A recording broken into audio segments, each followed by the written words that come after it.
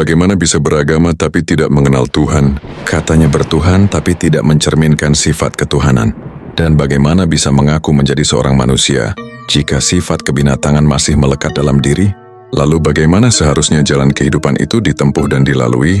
Jangan beranjak dari channel ini karena step by step pembahasan di dalam video ini akan membuka lebar sisi kesadaran yang tak terbatas dan tak terbelenggu oleh skema fiktif dari doktrin ciptaan pikiran sempit tentang agama dan kehidupan.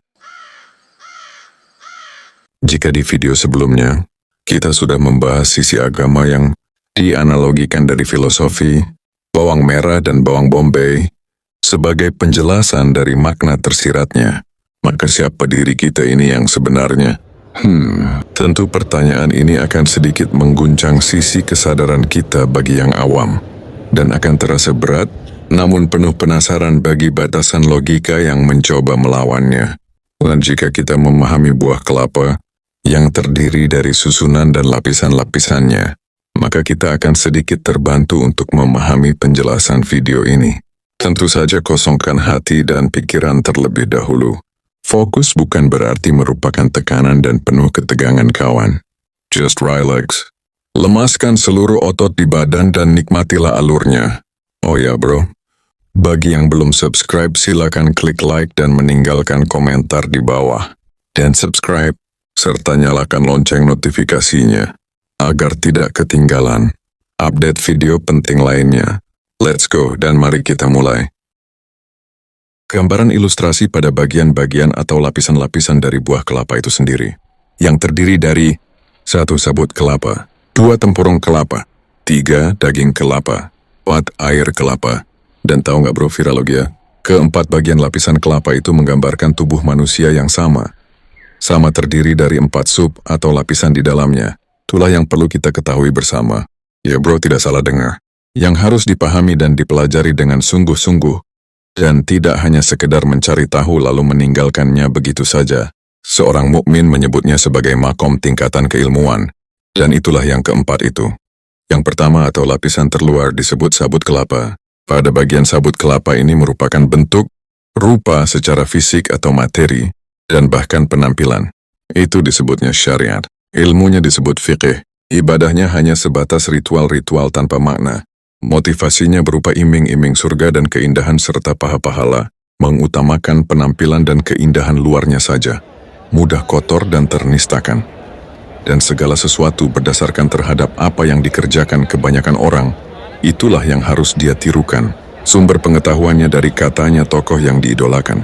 Orang Jawa mengatakan itu rubuh tubuh gedang. Sementara orang Kalimantan menyambatnya itu kambing tumbur. Ritual yang dikerjakan beramai-ramai tanpa memahami dan menggali kedalaman spirit di dalamnya, tak lain ubahnya hanyalah sebatas pencitraan semata. Apakah terlalu kasar jika ini disebut Tuhan yang dipermainkan? Tuhan, yang seharusnya menjadi tujuannya segala tujuan, dan berasalnya dari segala permulaan ya awalu ya akhiru, justru digunakannya sebagai tempat pegadaian ibadah. Bukankah ini mengerikan? Padahal inilah kebenarannya. Terasa pahit, menyakitkan, menuai kontroversial, pro dan kontra dan sebagainya. Dan tak heran jika hampir setiap hari mendengarkan ceramah-ceramah agama, khotbah-khotbah di mimbar tempat ibadah, serta siraman rohani lainnya. Mereka takkan bisa dan tidak mampu mengaplikasikan di dalam kehidupannya. Kosong, tanpa pembuktian. Masuk telinga kanan, keluar telinga kiri. Masuk telinga kiri, keluar telinga kanan. Beberapa di antaranya bahkan tak sempat masuk. Buktinya, dari niat belajar, hanya untuk sosialisasi kosong mencari keramaian. Berkumpul teman bukan untuk sesuatu yang bermanfaat, tapi justru menyebar gosip murahan. Beradu penampilan serta perhiasan. Beberapa di antaranya pamer kekayaan seperti kendaraan dan lain sebagainya. Dan saling bersaing dalam kemewahan. Padahal ia tahu ia sedang berada di tempat ibadah yang konon disucikan. Tapi tanpa sadar, menjadikan rumah Tuhan sebagai sarang penyamun. Inilah gambaran.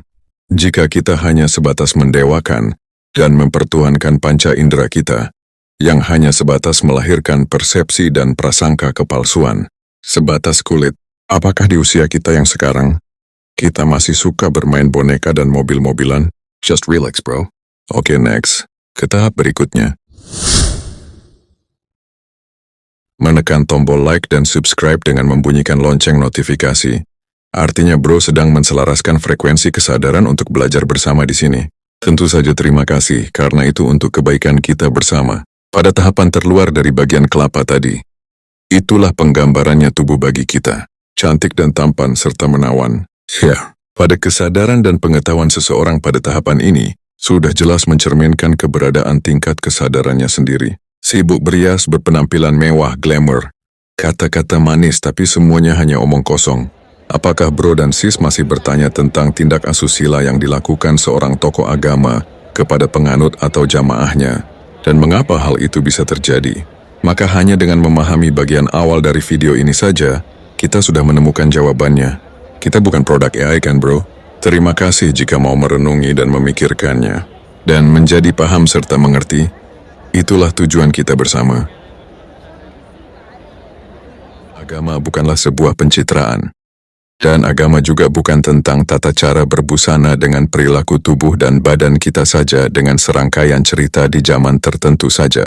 Tetapi sebuah konsep rumusan kehidupan yang menyadarkan, sekaligus menumbuhkan, dari bagian-bagian detail diri dan kehidupan, bahkan sampai keseluruhan. Dan kita baru saja membahasnya dari satu lapisan terluarnya saja, badannya saja, tubuhnya saja, dan ibarat buah kelapa itu baru sabut kelapanya saja. Bagaimana mengenal tempurung kelapa? Dan bagaimana pula penggambarannya terhadap bagian diri kita? Simaklah sampai habis video ini, dan anggap channel ini bagian dari tempat curhat kalian. Maka perlahan kita akan disadarkan pada titik temu dan pemahaman yang absolut, sekaligus valid yang tervalidasi. Dan bukan karena haus akan validasi di luar yang hanya sebatas perbandingan dan kontroversial, tetapi benar-benar valid dari dalam diri kita, dan menuntun serta mengarahkan pada kedamaian dan ketenangan sejati. Di dalam tubuh manusia, terdapat segumpal daging yang mana bila ia baik maka baiklah dirinya, dan bila mana ia buruk, maka buruklah dirinya itu, dan ia adalah hati.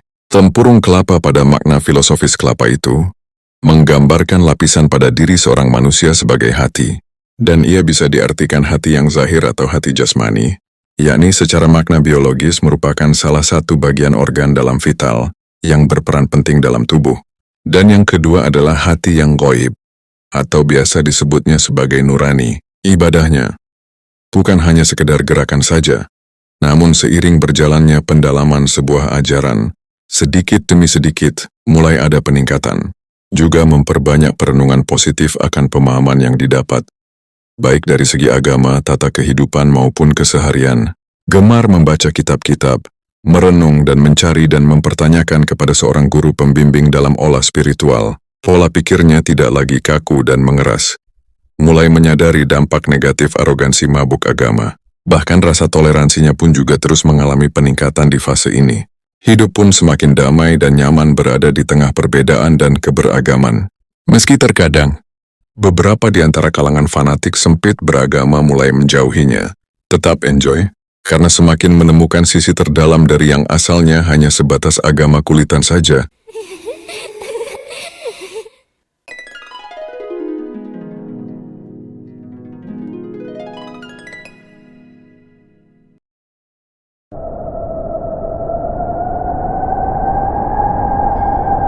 Kesimpulan dari dua lapisan luar dari buah kelapa, dalam filosofi spiritual itu ialah tata cara dalam peribadatan yang dikerjakan tubuh jasmani kita. Sementara pada tempurung sudah mulai masuk pada ranah hati yang mulai merasakan.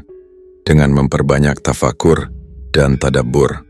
Berpikir dengan kejernihan logika serta riyadho dan upaya lainnya seperti berdiskusi, bermusyawarah atau bermajelis untuk membahas sisi-sisi pembelajaran ajaran agama. Inilah jalan atau thoriqah bagi seorang mukmin di dalam langkah awalnya menuju Tuhan dan menemukan jalan terang pembuka tabir dan tirai kehidupan. Dan bukan syariat belaka yang hanya bisa melakukan ritual tanpa spirit di dalamnya, rubuh-rubuh gedang dan ala kambing tumbur ambruk.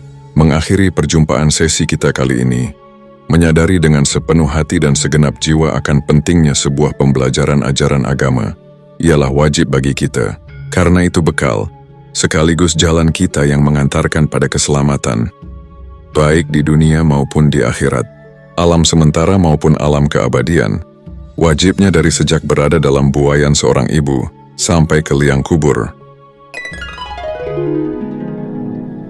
Mari kita sama-sama ingat mengingatkan dan rangkul-merangkul serta beriringan, baik bagi yang satu agama maupun antar keberagaman agama lainnya. Sungguh tidaklah pantas berdebat kusir tanpa mengambil hikmah pelajaran dalam setiap ajaran yang dijalani, dan dengan ketersediaan untuk selalu belajar dan mendalaminya. Bukan zamannya lagi memaksakan keyakinan pada orang lain, maupun terhadap suatu kelompok tertentu untuk berpindah keyakinan, apalagi saling tuding dan menyalahkan antara satu pemeluk agama yang satu kepada agama yang lain. Semua agama itu murni budaya dan bahasa yang menghiasinya. Sedang perkembangan zaman bisa saja seolah-olah semuanya jadi serasa berada, bahkan bersekat pembatas. Dan mari tertawa bahagia bersama. Tuhan tidaklah beranjak dari hela dan hembus nafas, juga lebih dekat dari urat leher, dan lebih dekat daripada urat nadi. Kemana kesadaran kita akan kehadiran Tuhan waktu itu? Jika kesadaran mengatakan, Tuhan telah sedia lagi menyediakan. Kapankah diri kita merasa bersama dalam kasih-Nya? Dan bukankah yang ada dalam isi kepala kita itu yang seolah-olah menjauhkan kita darinya? Maka senantiasa menjaga rasa itu, dan dalam keadaan sadar akan kasih Tuhan itulah rahmat-Nya membumi. 2 lapisan terdalam akan dibahas next time ya bro. Pastikan subscribe dan menyalakan lonceng notifikasinya. Terima kasih kepada yang terkasih, para kekasih-kekasihnya.